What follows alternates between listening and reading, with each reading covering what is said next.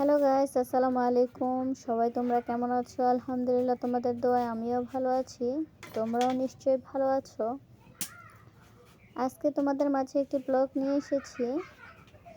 ভিডিওর প্রথমে দেখতে পাচ্ছ আমি কিছু মাছ কেটে পাত্রে তুলে নিয়েছি, স্লাইস করে কেটে নিয়েছি।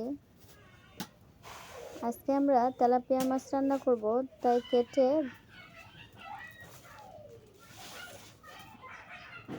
কেটে নিচ্ছি। অনেকগুলো মাছ এনেছিলাম, সেগুলো ভাগ ভাগ করে কেটে ফ্রিজে রাখবো তাই।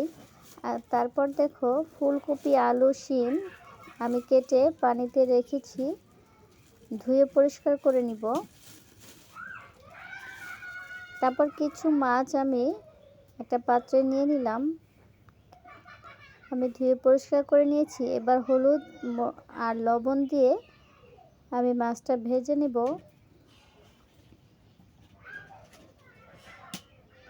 আমি এক এক করে অনেকগুলি মাছ একসাথে দিয়ে দিয়েছি।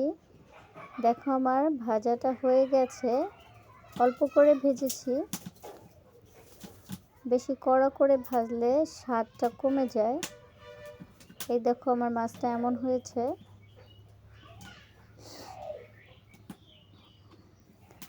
তারপরে পেঁয়াজ, কাঁচামরিচ পরিমাণ মতো একটু পানি দিয়ে দিলাম। আমি পেঁয়াজটা ভেজে নিয়েছিলাম, তারপর মশলাটাও দিয়ে দিলাম। মশলাটা একটু ভাজা ভাজা হয়ে গেলে তারপর আমি ফুলকপি, শিম আর আলু কেটে ধুয়ে পরিষ্কার করে নিয়েছিলাম, সেগুলো দিয়ে দিচ্ছি। আমি অল্প অল্প করে দিচ্ছি, একটু নেড়ে চেড়ে দিব। নেড়ে চেড়ে উল্টিয়ে মশলার সাথে মিশিয়ে দেব।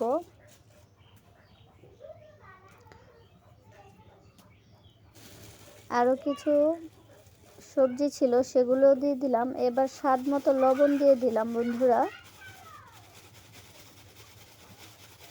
লবণের পরিমাণটা তোমরা বুঝে নিও, আমি আন্দাজ করে দিয়েছি।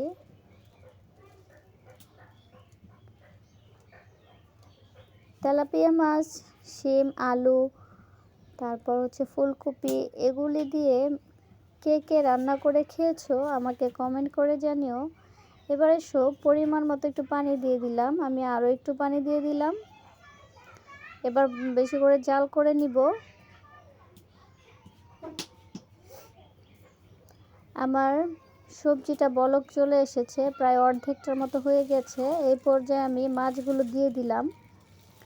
এবার আমি ছড়িয়ে কড়াইয়ের মধ্যে দিয়ে দেবো, একটু ডুবিয়ে দিব খুরচুনের সাহায্যে, একটু যেতে যেতে, যাতে ভালো করে সম্পূর্ণ তরকারিটা সিদ্ধ হয়ে যায়। আমার তরকারি ডান। তারপরে আমরা বেগুন ভেজে নেই। বেগুন আমি হলুদ আর লবণ দিয়ে ঝাঁকিয়ে অনেকগুলো একসাথে ভেজে নিয়েছি। একটু হালকা পোড়া পোড়া ভাব আসছে।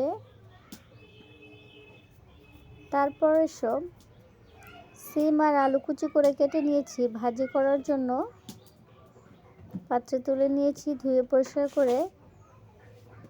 কাঁচামরিচ, পেঁয়াজ, হলুদ আর স্বাদ মতো লবণ একসাথে দিয়ে আমি কড়াইতে ঢেলে দিলাম। পরিমাণ মতো তেল দিয়ে দিয়েছি। এবার নেড়ে চেড়ে দিব। ভাজিটা সম্পূর্ণটা নেড়ে চেড়ে দিচ্ছি।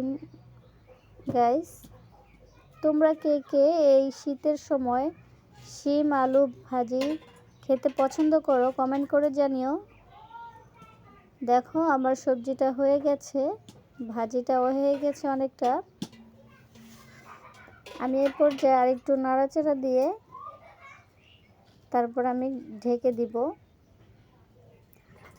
আজকের মতো আমার রান্না হয়ে গেল। বন্ধুরা, সবাই তোমরা ভালো থেকো, আমার জন্য দোয়া করো, আমার চ্যানেলটা সাবস্ক্রাইব করো, কমেন্ট করো, লাইক দিও।